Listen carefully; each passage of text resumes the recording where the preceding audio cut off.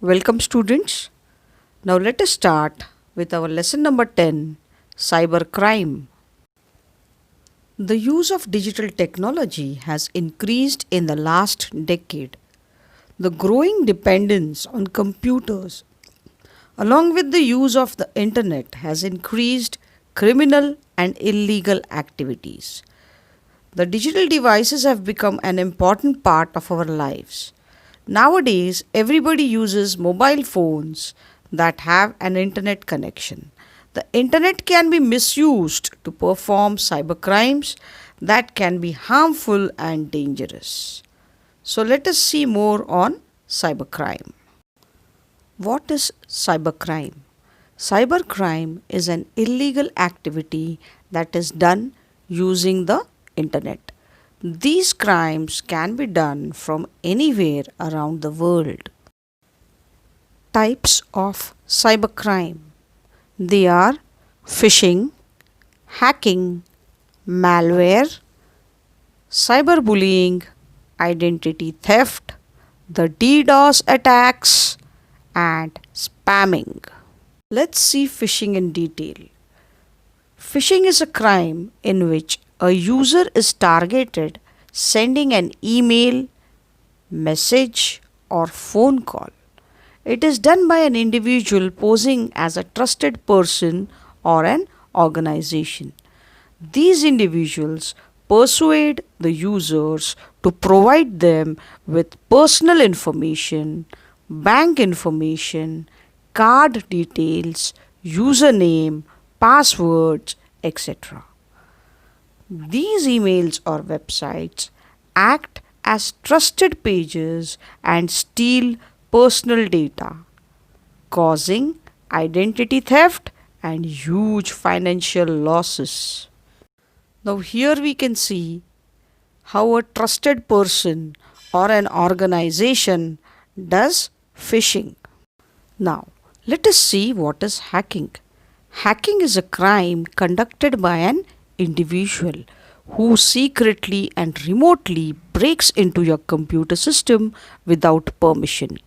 A hacker looks for weaknesses in your computer system or network and accesses sensitive information.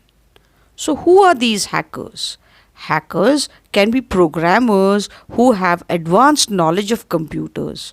They steal important data, manipulate software, applications, and websites.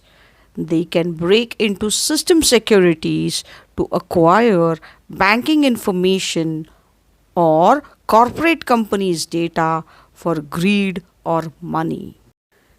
Here you can see a few images of hackers hacking for profit.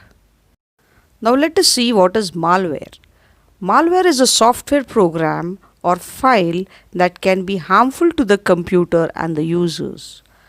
It includes computer viruses, worms, and spyware. These programs steal or delete important data, alter or hack computer functions, causing errors, and monitoring users' browsing activity without permission. It is in the form of a file or a code that is sent over the network. It attacks and infects the computer by damaging the device, stealing information, and causing disaster. Here you can see a few images where a malware attack has taken place. That is how viruses, worms, and spyware are doing their job. Now let us see what is cyberbullying. Cyberbullying, also known as online bullying, is a crime that takes place using the internet. It is done by harassing, threatening, or embarrassing a targeted person. Cyberbullying is done through text messages, emails, social media, online chatting websites, etc. It is done with an intent to harm another user using technology. It can ruin someone's life as a result of posting or sharing negative comments, videos, photos, and false rumors causing humiliation or insult. Here are a few images showing how cyberbullying is done on these social network sites. Calling someone, you are a loser, nobody likes you, all hate you, you're a fat nerd. All these words, all these sentences can prove to be harmful for the person who's receiving it. Now let us see the crime called as identity theft. Identity theft is a crime involving impersonating someone else by stealing his or her identity. It is also called identity fraud. It is done to gain access to bank details, credit card details, social security number or license information, etc. The imposter can use the information to commit crimes by using your personal details. Now here you can see how another user who is impersonating as you, who is doing an identity theft using your username, your password, your account, and who is hacking and spying on your accounts using your identity. So this is what is identity theft. Now let us see the most dangerous DDoS attacks. A DDoS attack is also known as distributed denial of service attack. It is done by flooding the targeted servers or network with more requests than it can handle, causing internet traffic. It is more efficient when more than one computer is used to cause traffic. This causes the servers and networks to crash down. Sometimes we face these problems. When you go to banks, they say the servers are down. When you go to some important places, they say network has crashed down, servers have crashed down. So this could be because of the DDoS attacks, that is distributed denial of service attack. This attack is mainly done by using an organization server or by an individual hacker or criminal person or government agencies. Now here you can see a few images how a DDoS attack is conducted. You can see a few internet service providers, users, and an attacker hidden in them doing an deliberate distributed denial of service attack.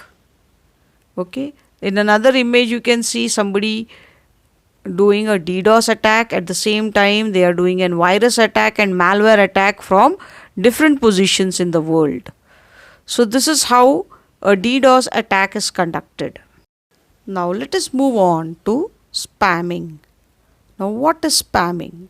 Spamming is characterized by sending a large number of uninvited emails which might contain files or ads as attachments.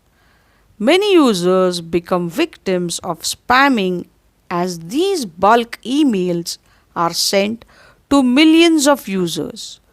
If you click or download the links in emails, then your computer might get affected by viruses, worms, spyware, and can be a target for phishing attacks.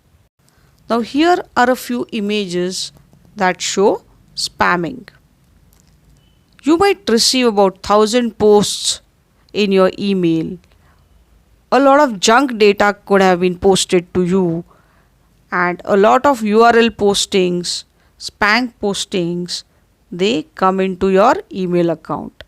And if you happen to click or download the links in these emails, then your computer might get affected by viruses, worms, spyware, and some phishing attacks are likely to happen. Now comes the most important part, protection against cybercrime. It is very important to protect your computer system against phishing, malware, identity thefts, spams, and other cybercrimes. Now, how can you do it? Now, following are a few security measures which we have discussed here. First and the foremost, you should use strong passwords of at least 6 to 8 characters consisting of letters, numbers, and symbols. Number 2. Do not disclose your personal information or bank details to anyone on call or on the internet. Number 3. Use an antivirus software to protect your computer from malware and keep updating your antivirus software from time to time. Number 4. Backup your data regularly to avoid losing important data. Number 5. Do not share your personal information such as phone number, address, email, birth date, etc. on social media platforms. Beware before you share your live location. This information can be wrongly used. With this, we come to the end of this chapter, lesson number 10, Cybercrime. See you again in the next class. Till then, take good care of yourselves. Bye.